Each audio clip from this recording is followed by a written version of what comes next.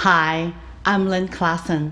I'm very excited to be here, to be part of the Chicago Women in Tech community. I want to share with you the findings from Ensono's second annual Speak Up survey on women and tech conferences. More importantly, I want to share ways that we could all work together to improve tech conferences for all women. So next time, again, when we go back to these on-prem, in-person conferences, the conferences are an avenue of empowerment for women. Before I started with the numbers, I thought I'd share with you how this all got started. In November 2017, I tweeted this picture of an empty ladies' room. I was at a large tech conference and I found myself alone in this ladies' room that was empty and sparkling clean. This conference was attended by more than 40,000 people that year. And I was there in this room by myself. Imagine that. Very different experience from all the men that were complaining about having to miss a session because they had to wait for a long time for men's room for once. The point I was trying to make, of course, was that even though I appreciate the empty ladies' room that was clean and comfortable, I would trade it for anything. I would trade it for the opportunity to be surrounded by more women right there with me. It was a point that resonated with many. Around the same time, we also started to see more and more reports that highlighted issues surrounding tech conferences that were undermining the industry's effort in bringing about gender equity. From the absence of women speakers, questionable choices made in presentation and marketing material, to news about robot strippers, we decided it was time to take control of the headlines and be a change agent. So the team at Ensono went to work. We started conducting the study in 2018. We conducted a survey again in 2019 and published it this year in the middle of the pandemic, right when all conferences went online. We wanted to continue this important conversation, and we also wanted to enrich the conversation through the perspectives of women of color. How did our experiences differ? We also look at conferences from the physical design elements. While we are all online, it is now a great time to evaluate and rethink the designs that do not have women in mind. Think of all the times when you witnessed a female panelist struggling with a bar stool, or a female speaker having to hold the tiny mic in her hand because she is not wearing a suit. There has also been an ongoing movement demanding more women speakers in conference speaker lineups. We wanted to help with a data-driven perspective. So to quantify it, we audited 18 major tech conferences around the world for the past 3 years. Not surprisingly, our study resonated with many, including reporters from the Wall Street Journal, Forbes magazine, and Quartz. We also learned that I was not the only person who has been surprised and has taken and shared pictures of empty women's bathrooms. Because real sustained change involves a larger shift in society and culture, we know we have to keep speaking up about speaking up. Women are underrepresented in keynote lineups, and especially women of color. Women represent 32% of keynote speakers. The number is 14% for women of color. Of course, we're happy to report a positive upward trend compared to last year. At the same time, I also want to point out that the increase of women of color speakers from 5% to 14% was largely driven by one single conference. This conference showcased 42 women of color speakers in 2019. We could do better. We have to do better. 32% of Black and Latina women say a lack of diversity would keep them away from a conference.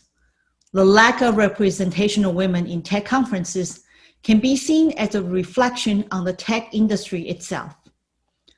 According to a McKinsey & Company report, the percentage of computing roles women hold has largely declined in the US over the past 25 years. The decline is even more steep for underrepresented women of color. Data gathered by the Society of Women Engineers showed that more than 30% of women switched away from a STEM degree while in college. Only 30% of women who earned a bachelor's degree in engineering are still working in engineering 20 years later. 30% of women who have left the engineering profession mention organizational climate as the reason. This gap even shows up when deciding who gets funded. According to McKinsey again, all male startup teams received 85% of total venture capital investment in the US in 2018, while all women teams received just 2%. We are in danger of a vicious cycle if we do not make concerted efforts on all fronts to ensure girls and women are inspired and encouraged to study, join, and stay in science and technology. Our survey also shows that 61% of women do not believe conferences are designed with women in mind. The usual suspects, as expected, are furniture, AV equipment, swag, and facilities. Thinking about the relationship between the lack of female presence and conference designs, I cannot help but wonder which is the chicken and which is the egg. The design elements at these conferences presume that the attendees and speakers are male by default. Bar stools for speakers that don't really work for someone wearing a dress. AV equipment that either requires a pocket or suit lapels. One survey respondent reported there were no women's bathrooms at a conference she attended. How did that even happen?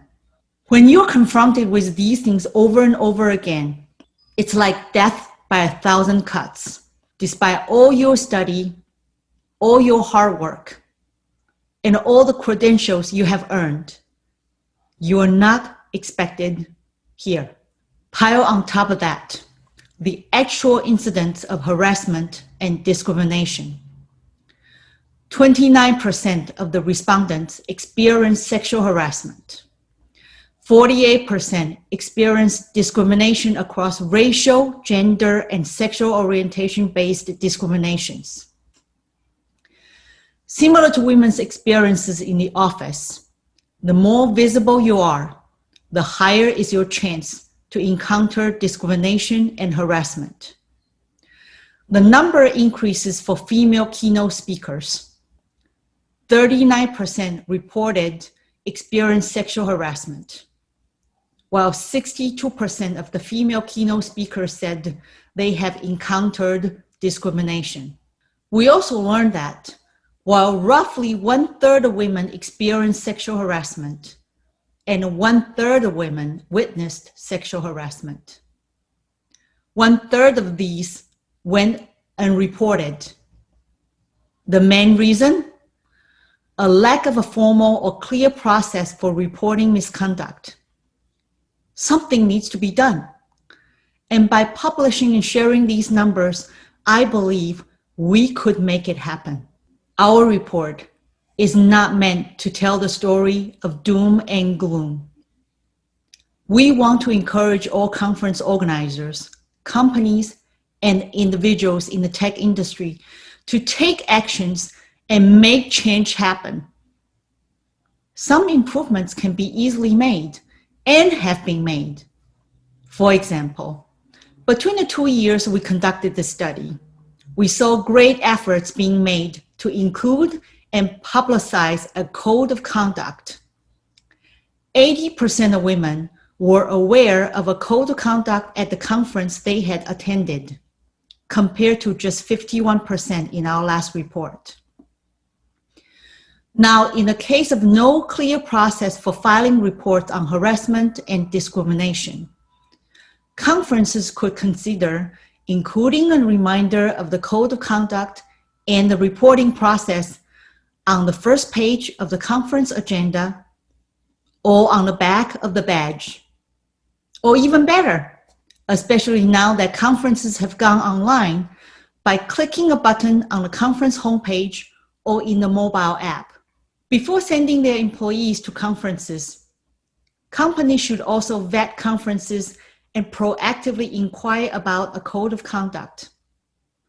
They should also collect feedback from their employees afterwards regarding facilities, amenities, and their overall experience, and share these customer feedback with conference organizers and hold them accountable for addressing identified issues, especially reported incidents of misconduct. The conferences covered in our audit welcome more than 1 million people annually, many of them from large tech companies who also run large conferences themselves. These companies have enormous leverage in the market, and they should use that leverage to change the discourse. For starters, companies should refuse to sponsor or send their employees to conferences that do not demonstrate proactive efforts in encouraging diversity in participation and representation. These large companies should lead the way and say no to all male panels, say no to all male speaker lineups. Part of the industry's problem has been that event organizers look at providing facilities such as a mother's room as special accommodations, when these should have been looked at as table stakes to level the playing field for more women to participate. Companies can and should vote with their feet by requiring thoughtful design elements that take all genders into consideration and speaker lineups that show the kind of diversity the tech industry is striving for. Similarly to how large companies were pressured into sharing diversity data several years ago, I wonder when we will be able to see tech conferences sharing diversity data on attendees, panelists, and speakers, and also data on reported incidences of misconduct and what the measures they have taken to address them. The tech industry's lack of diversity is an issue that affects all of us.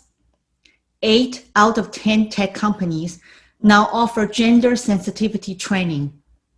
Employers need to advocate the importance of allyship to all their employees and equip them with actionable tactics to support each other. And this is very important, to be able to call out unconscious bias. This is muscle memory that needs to be trained, practiced, and built up. Women want to see people that look like them on the keynote lineup, on a panel, on camera.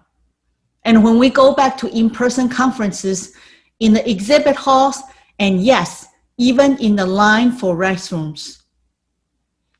It's up to every one of us to be the catalyst for change by voicing our opinions within our companies, demanding conferences are safe for women and designed with all genders in mind, and taking steps to make sure our female colleagues get the support and coaching they need, the skill sets and opportunities to be a speaker or participate on a panel.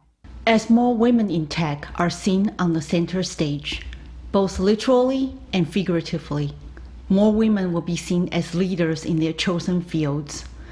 And that means more girls and young women will be inspired by these role models, because you can't be what you can't see.